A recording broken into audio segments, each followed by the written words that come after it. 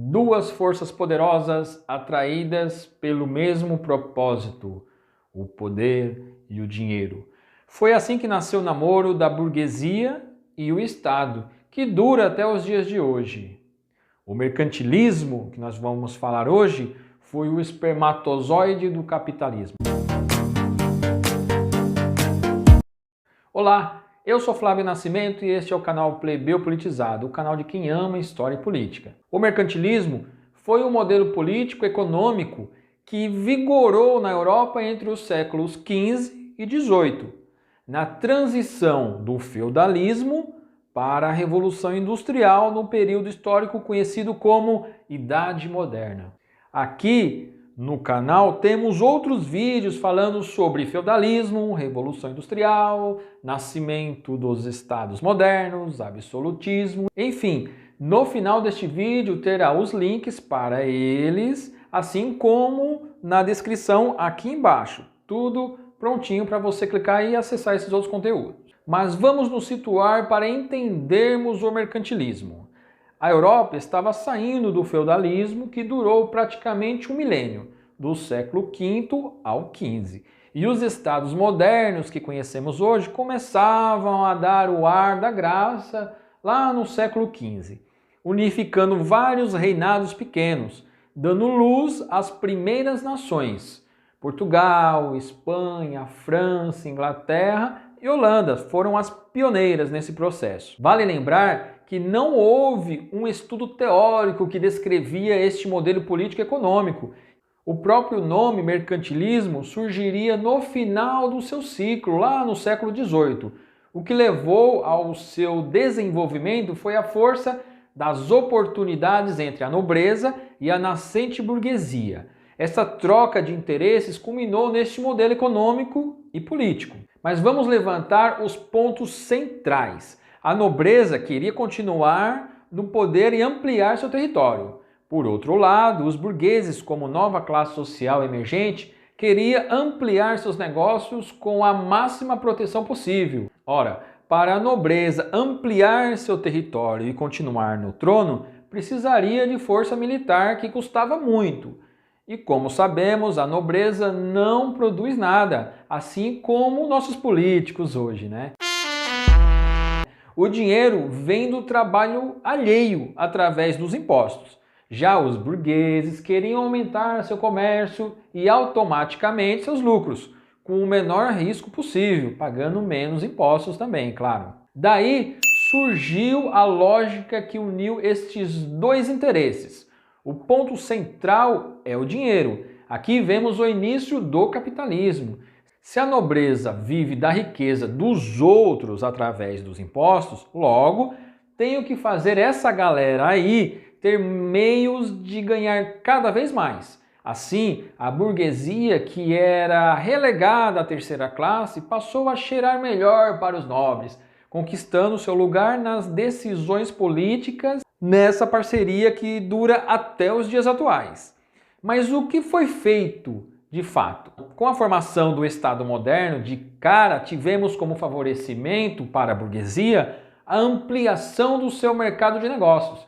Se antes estava limitada a alguns feudos que a grosso modo eram pequenos mercados espalhados, cada qual com sua moeda, economia e política, agora tinha uma grande nação unificada, com relativa proteção comercial e militar, com a mesma política econômica e fiscal em todo aquele território. A política econômica desse período se caracterizou pelo grande protecionismo que se dava de diferentes maneiras. Vejamos: protecionismo alfandegário, que representava a cobrança de impostos maiores sobre produtos importados para proteger a nascente indústria local. Outro exemplo de protecionismo era o Pacto Colonial.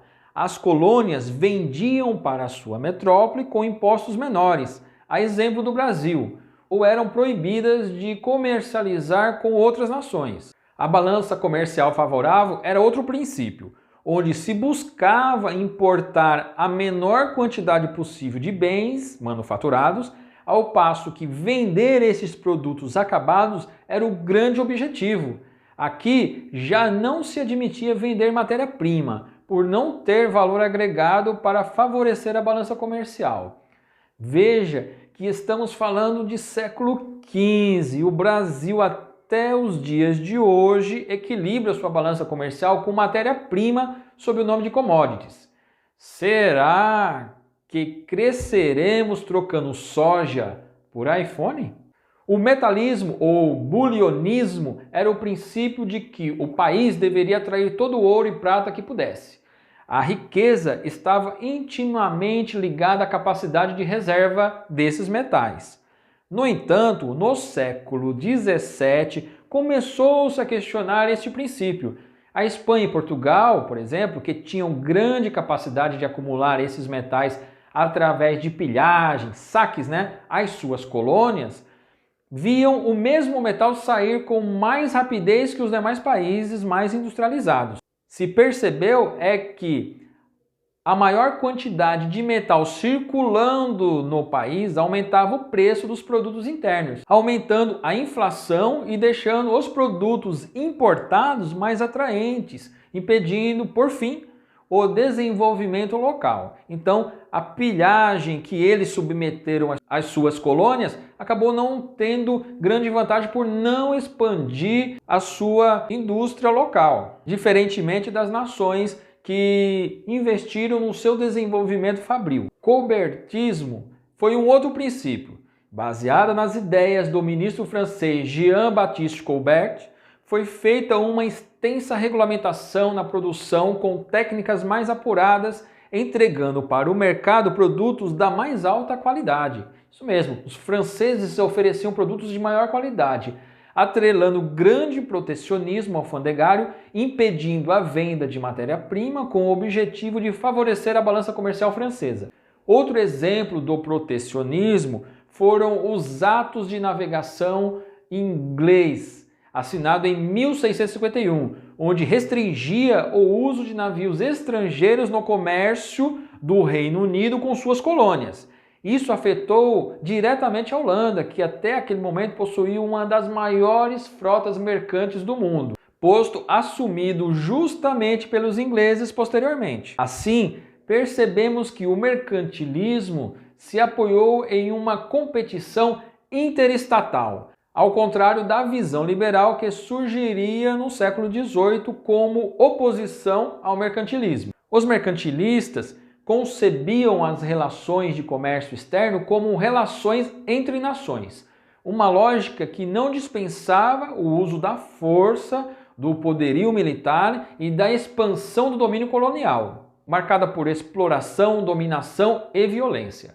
Trata-se da lógica do poder. É um sistema de produção de riqueza e não de distribuição. O seu fim se daria pelo ideal liberal do século XVIII. O livro A Riqueza das Nações, de Adam Smith, de 1776, é considerado um marco nesse processo.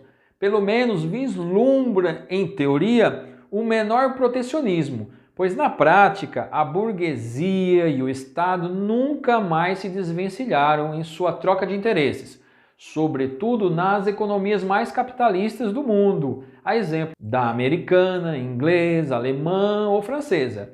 Temos vários exemplos da política econômica americana sendo embasada pelos mandos de Wall Street, com grande protecionismo da sua economia.